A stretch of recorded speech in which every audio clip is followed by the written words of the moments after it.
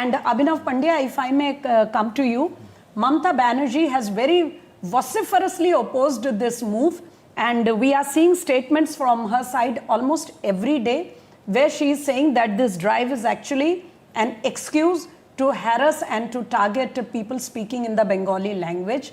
She has mentioned various drives. Now, it is possible that because the language is the same, some people, for reasons of examination, for verification, may have been picked up. But as we saw in Gurugram and even in the NCR region, when it was verified, their antecedents were clear, they were let off, and only those whose antecedents could not be established were deported. How do you look at this very aggressive opposition from Mamata Banerjee, even from other people who are saying that this drive should be put to a stop? Well, there are multiple reasons for this. Well, I think definitely they constitute a vote bank, and these parties have taken a certain ideological position, and that mostly circulates around the appeasement of minority extremism. No. What is the ideology in helping and facilitating an infiltrator? He or she is a foreigner. It's more about the vote bank. It's more about getting political gains out of it. But besides that, I should say that this is not just what it appears.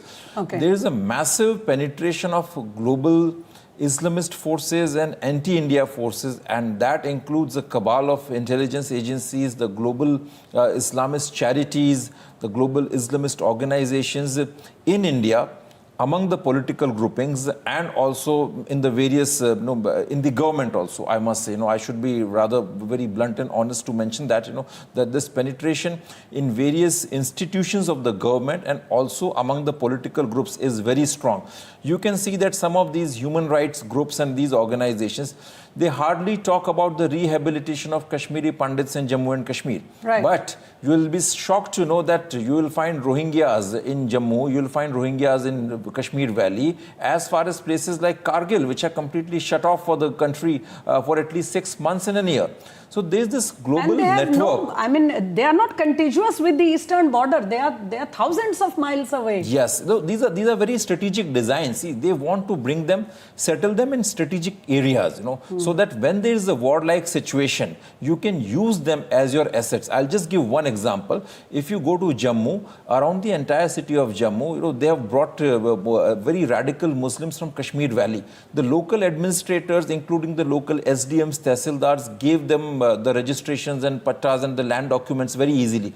Now they have formed a complete fence around the Jammu city. In case of an invasion from Pakistan, they can act as a second line of attack against India. Yes. Likewise, some of these illegal immigrants which are being made to settle in different parts of the country in strategic locations, they can block the movement of forces, paramilitary forces, they can foment unrest, and they can create real hassles and difficulties for India.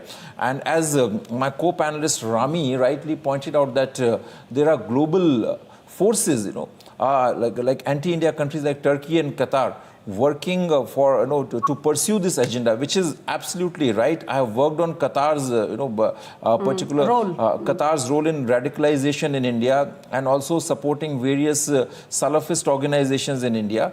And there are countries like Turkey also, which have been very overt in anti-India propaganda and anti-India activities, supporting Pakistan. So I think we have to understand this problem, first of all, as something which is much larger in nature. Let's say it's like a civilizational war against India. And then also look at the involvement of global actors. It is not just a simple human trafficking refugee problem.